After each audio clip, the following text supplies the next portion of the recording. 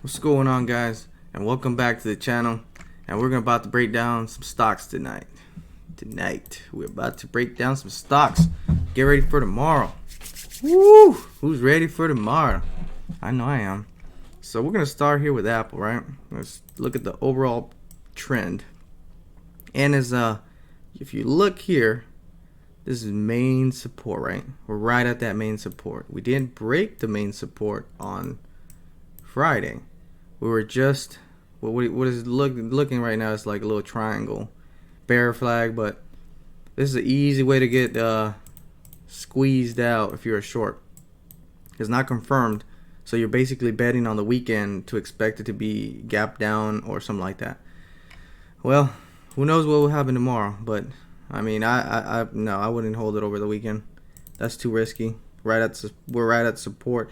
Now, I mean, if you do hold it over the weekend, I mean, you're basically, I don't think you're gambling, because now at that point, boom, it could make a down move, a very aggressive down move. But I like my odds to be better in my favor, so no, at this point, I'll treat it as like a support, because it is a main support for the long trend. So what can we do? How will we play this out, right? Okay, so we're making lower lows, lower highs. So okay, for me, in order for me to be bullish on this, it has to be this has to be the game plan. This, in the morning, we gap up, close the gap, and or it don't matter. We could open green, right? As long as we open green and move above the EMA right here, break the EMA, and get somewhere around 110 and hold above 110. If we hold above 110, to me, I mean, at that point, I'll start to kind of, start to be a little bit more cautious on shorting, because what it'll start doing, it could easily start making another leg right there, right up. It depends on the size of the leg. That would depend for me in order for me to be bullish, and it has to use this resistance as a support, and then start climbing up. Now, if we start seeing this as a support, I could easily see us going up to 115 first, somewhere around 115 first. And honestly, I mean, at that point, we'll see what we got. But as of right now, I mean, I'm still bearish. I mean, it's a clear downtrend. It's pretty much, I mean, the pattern is telling you itself. I mean, it's a big bear flag. So big bear flag to the downside. So, I mean, it could be a false break. I mean, but we'll see. Monday, we'll see tomorrow. We'll see what happens on Apple. So right now, we're still bearish on Apple. Microsoft is doing kind of like a, sideways type of action, but still downtrending on this, high of 232. And we're at a main support. We didn't break that support. This is actually what I really like about Microsoft, actually. I really like this about Microsoft. Nice hammer. That means a lot of shorts cover right there. So what do I need in order for this to be more bullish?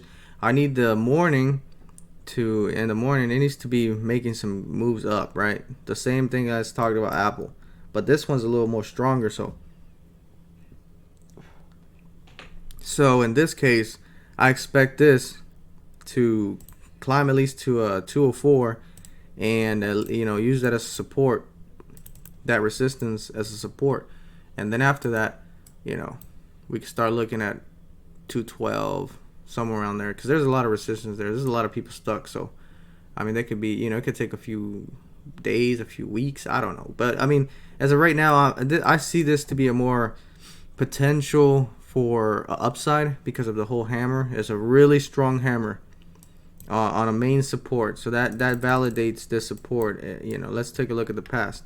It did another hammer over here, and see, we start climbing up.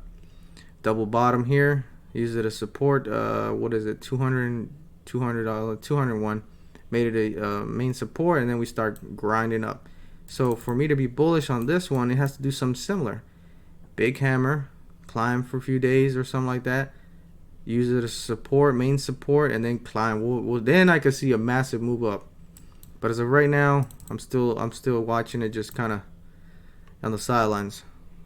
So now I'm gonna talk about SHL. Now this one right here has been a little hyped, and I mean, geez, it's a massive gain. I mean, if you would have just put your money there, that would have been a 500% move. I mean, but you know, in the stock market, who knows, right? We don't know that, so we're gonna play it as it is right now. We got a big bull flag right here, big bull flag right here. Stupid thing, man. Okay, so right here, this is what we got, right? We got a bull flag right here, and we broke off that bull flag. I mean, this actually looks very bullish to me because of the way it's set up. See, if we broke out, came down, test the EMA, and we held it above it. We use it as support now, and now this is where it gets interesting. If tomorrow we break that 51, 52, oh yeah, we could definitely come see those highs next. Those highs will definitely be something we'll go test for sure. 55, somewhere around there. And this is actually looking very, very bullish. I mean, SHL looks very, very bullish from my point. So, I mean, how would I play this? Like I said, I mean, it's already a support, validated. It's using it to support this old resistance. We broke out of it. So what I need to get in, I needed the EMA to come somewhere around here.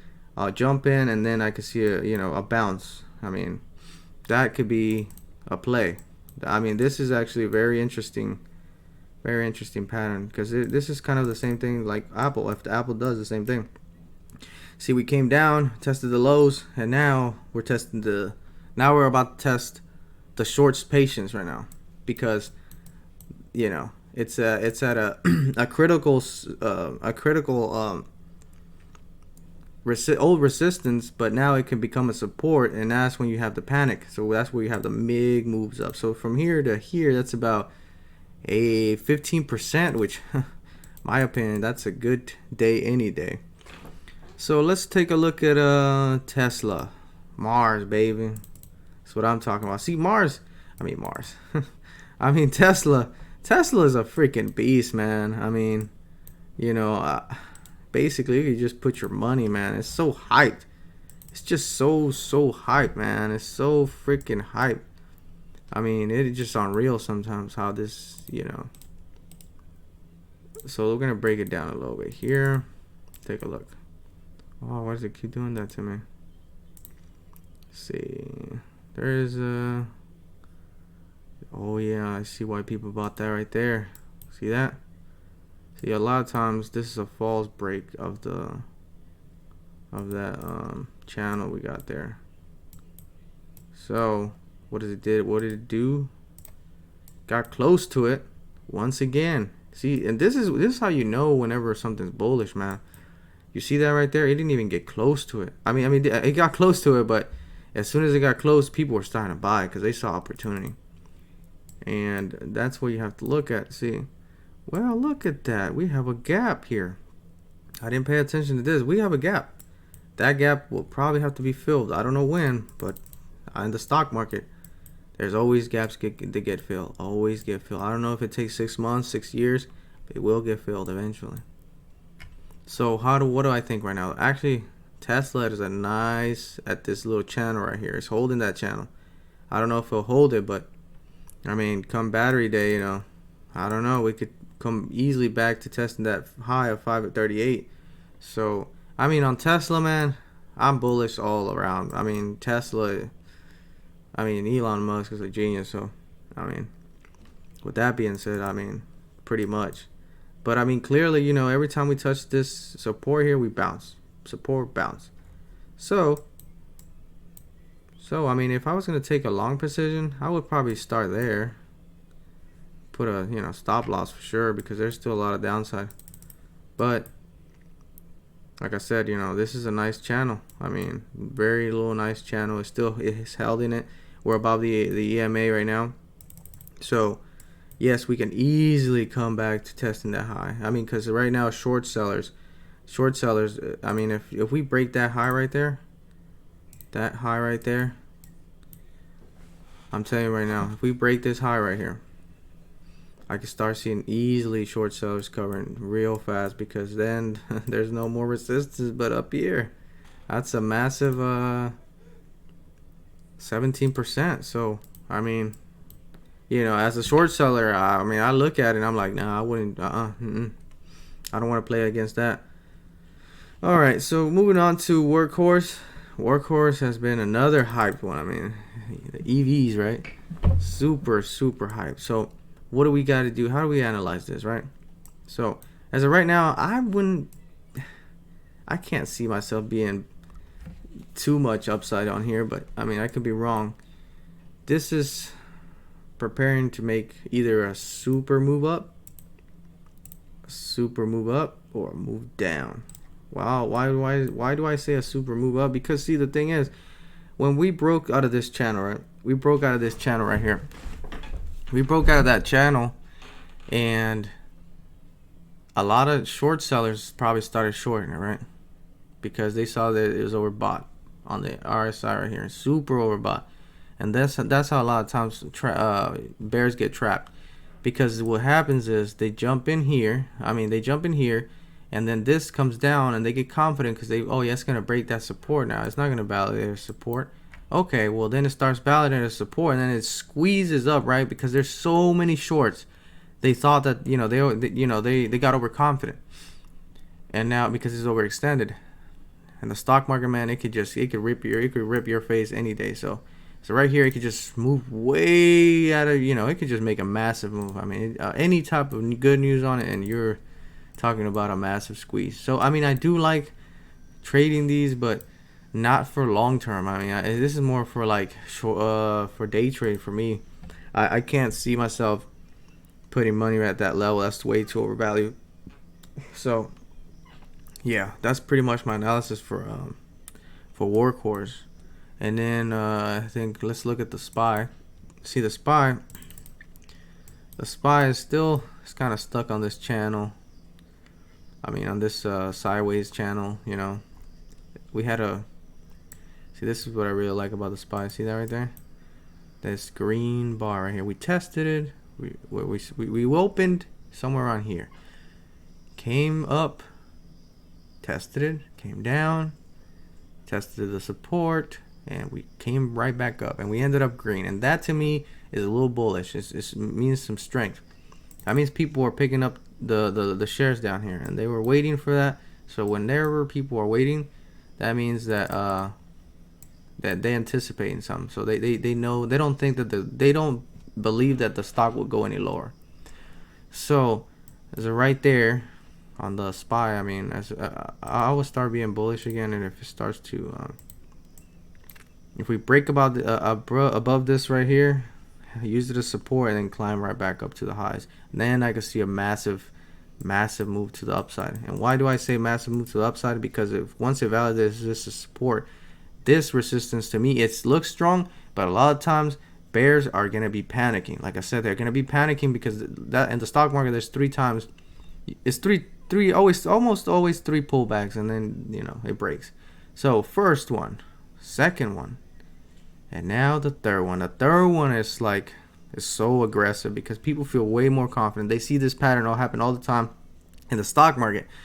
So they just hold it. They know it. They just like, oh, it's going to break. Shorts are going to cover, and we're just going to go test the next resistance, which would be 352.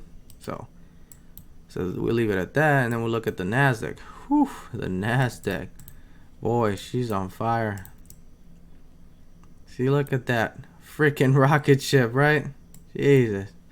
We're still on this downtrend channel, but 1, 2, 3. The third time I break, but see, the thing is, it attempted to break it the third time. See, the thing is, let me tell you something about the stock market. If it fails to break the third time on this, if we don't break this tomorrow, I can see it climbing up. I really can, because like I said, it's just a hammer.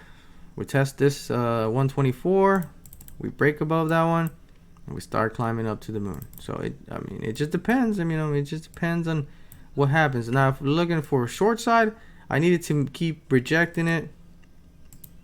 I needed to keep rejecting it there, keep rejection and rejection. but then it'll create a wedge. So I mean, on a wedge going to the downside, it always breaks up. So it could do that. It could just make a wedge for the whole day. I mean, we're still talking about the stimulus check. So I mean, I think maybe that's what the market's waiting for more stimulus checks. So people that could just jump in, maybe that's what it needs.